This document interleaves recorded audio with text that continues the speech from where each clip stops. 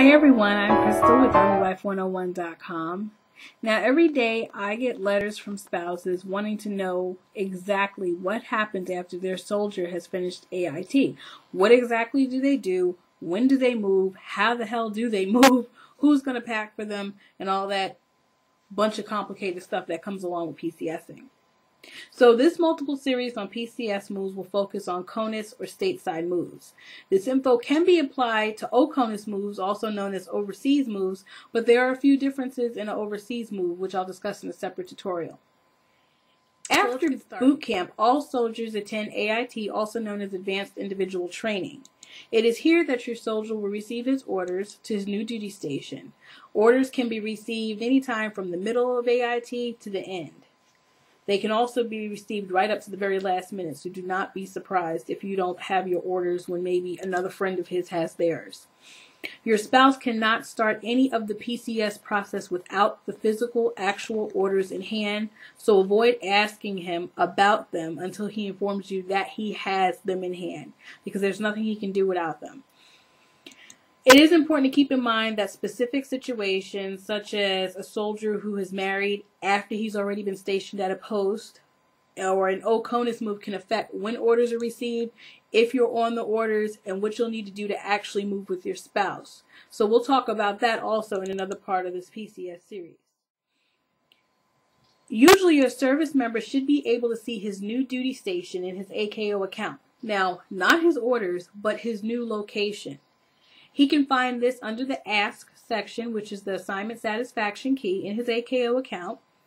He'll need to do this from his own account. You cannot see it in your AKO account. Yes, spouses can have an AKO account, but it doesn't have the same access to what a soldier would.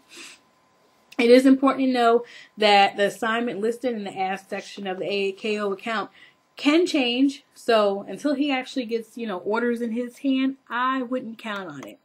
Most of the time you can, but it's better to be safe. The next thing that's important is to keep the lines of communication open. This is so important. Now, I love what I do. I love helping spouses, and I love answering tons and tons of questions. And believe it or not, I get a lot of emails. But a lot of the questions that I receive could easily be answered if the spouse and their husband or their wife kept kept the lines of communication open. A lot of this stuff can be done easily. It can be done via research on the computer. And also, soldiers need to learn to listen to their spouses sometime. Because a lot of times when we, the spouse, is home, we're the ones who are actually sitting there online, we're on the message boards, and we're researching. I know that's what I did.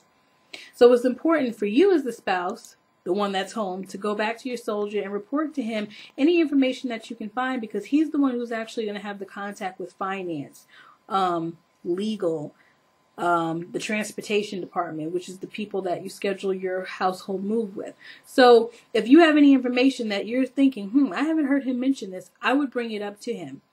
He's also not in boot camp anymore. While he still is in training, he's not in boot camp, so he should be able to at least call you once a week. The next part is briefings.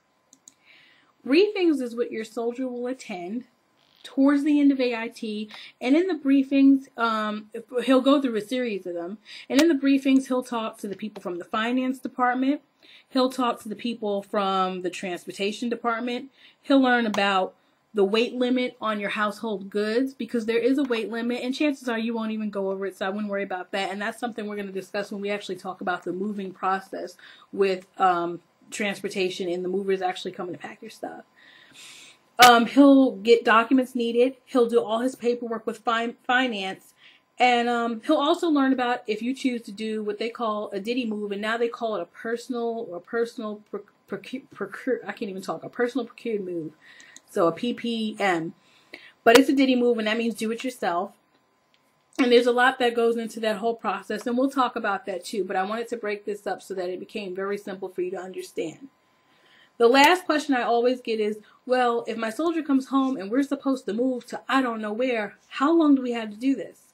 Well, how long your soldier will have when he comes home really just depends on his specific situation and his amount of leave time. In my case, my husband had 5 days. He graduated from AIT October 13th. October 18th, we were on our way to Savannah, Georgia, to our first duty station in the Army. And so basically he had 5 days which worked out great because we were only going from North Carolina to Georgia. So that's exactly how AIT works. It really doesn't get any harder than that. And like I said, there's always specific situations, but those will be discussed in another segment of the Art of PCSing. So I hope this brief rundown has helped you understand the beginning of the PCS process. Make sure to visit ArmyWife101.com again for the Art of PCSing series, where I'll discuss the pickup and delivery of household goods, preparing for the packers, and ditty moves. So stay tuned. Bye.